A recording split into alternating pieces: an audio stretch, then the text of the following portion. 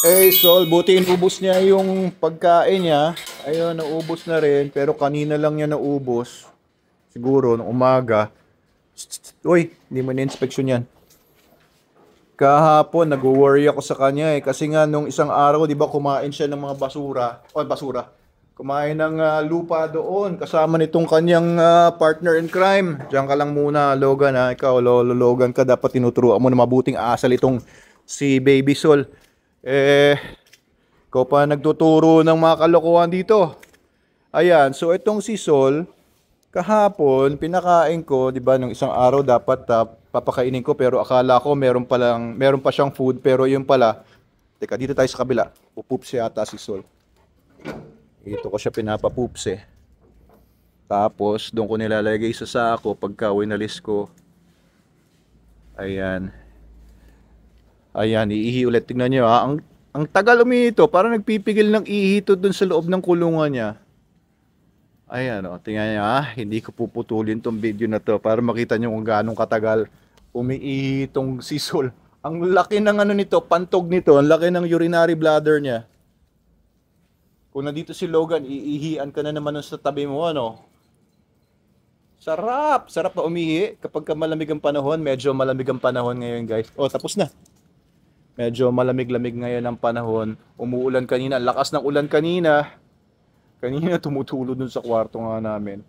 Kailangan na naman lagyan ng seal dun sa taas kasi yung roof deck doon hindi pa tapos yung third floor nga kaya tumutulo pa sa loob ng kwarto namin sa ilang portions kasi pagka inanggi yung ulan papunta dun sa third floor na unfinished, sumipsip doon sa flooring na hindi pa rin finished ay tumutulo sa second floor. Kaya kapag nagka-budget ako, paayos ko na talaga yan. Ayan, so kumain na siya. 400 grams lang binigay ko sa kanya.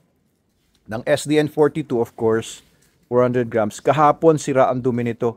Makikita natin ngayon kung sira ang dumi. Paano nga? Eto nga, hinukay nila ito. Dito nagtatanim si Ate Annalyn ng mga kangkong. Ayan, may alokbati. Alokbati pa rin nandito. Tapos, hinukay nila, pero dito nagtatapon ng compost. Alam nyo kasi medyo environmentally conscious kami, environmental friendly tayo. So, ang ginagawa namin, Sol, dito ka lang. Lika dito, come here. Come here, lika, maganda tayo. Uy, maganda naman yung poops niya. Okay, very good ang poops mo. Nung isa kahapon kasi, ang lambot, ano? So, dyan namin tinatapon yung mga kitchen waste, yung mga pinagtabasan ng mga repolyo, alam niyo yon, yung mga kitchen waste ng mga organic, dyan namin nilalagay dito sa area na to. Minsan doon, para maging ano sila, maging compost, pataba sa lupa.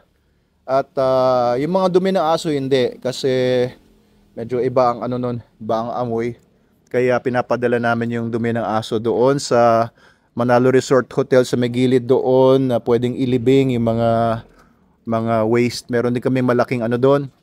Meron kami malaking Poso Negro doon. Aray ko! Tinapakan ako. Pirang. Sol, lika dito. Ay, bata ka. Lika dito. Lika. Tagtago. Sol! Sol! Eh! Come here, Sol! Bata, sumisilip kanina tapos biglang tumakbo paalis. Sol, come here, Sol. Come here, boy. Nagpoops lang. Nagpoops lang. Tapos tumakbo ulit sa cage niya. Okay na daw siya. Oo. Anyway, kanina, kinikwento ko kay Mrs. Kinikwento ko kay Snooki na yung vlog ko kahapon ay tungkol sa girlfriend ni Sol. Dapat magiging girlfriend niya yung Dogo Argentino na maganda. Sabi ko ganyan. Kaso ang daming problema, sabi ko. Sabi ko meron chicken allergy, may beef allergy, pati sa fish, pati sa lamb, may mga allergies. Konting pork lang talaga ang obra sa kanya.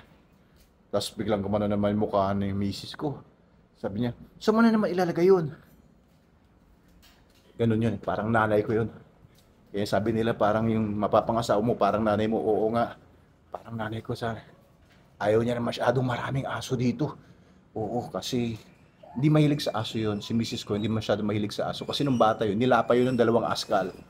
Kasi nagsushortcut siya doon sa mga daan-daan doon sa may Talim Island, sa may Subay. Nagsushortcut siya doon. Tapos may dalawang askal na naghihintay doon. Askal, asong kalye.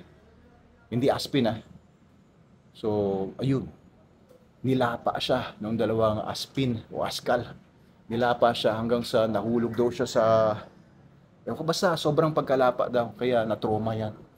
Ngayon na lang nagkakahilig sa dogs yan.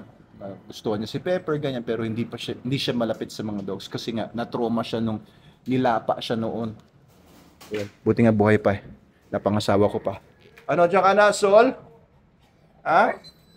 Ayaw mo na lumabas? Come here, liga dito. Labas tayo. Laro tayo dito. Oh, lika. Come here, Sol. Come here. Ayan, lalabas. Lalabas. Ayun na si Sol ko. Very good. Sit. Sit lang, hindi takbo. Shh, come here. Good boy. Yan naman si Sol ko. Very good. Very good. Ha? Paliguan kita kaso lamig eh, no? Baka ginawin ka. Sit down, sit. Kami. Pag sit to, tatakbo. Ay naku, kailangan talaga pagka ino-obedience training ko to, naka-leash pa. Kundi tatakbo, aalis. Anyway, yun. Buti naman natuwa ako na kumain si Sol. Tapos, akala ko, iniisip ko, kasi alam niyo pagdating dito ni Sol, may garapata siya, ang daming garapata nga, di ba? Nung rescue ko 3 months ago, more than 3 months ago, may possibility na pagka nagkaroon ng garapata yung aso nyo, kahit ilang months na, maaaring nag-incubate pa yung blood parasites. And pagka hindi kumakain ng aso ninyo, tapos may history ng garapata, isipin nyo na agad na blood parasites yon. Dalhin nyo sa vet, check nyo yung dugo for blood parasitism. Malaking chances na talagang blood parasite siya. Madaling magamot yung blood parasites kung maagapan agad at bibigyan po kayo ng 2 or 3 weeks or 4 weeks worth of medication.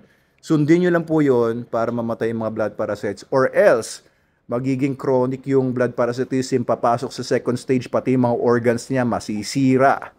Masisira ng blood parasites na yun yung mga organs hanggang mamatay yung aso ninyo. Hindi na maagapan. Kaya pagka hindi kumakain yung aso nyo, may history ng garapata, anong gagawin? Pa-vet nyo na po agad, blood test. At mahirap na makipagsapalaran dahil blood parasitism is real. Di ba yun ang kinamatay ni Rigor, yung alabay ko, pati si Atlas, yung aking Australian cattle dog.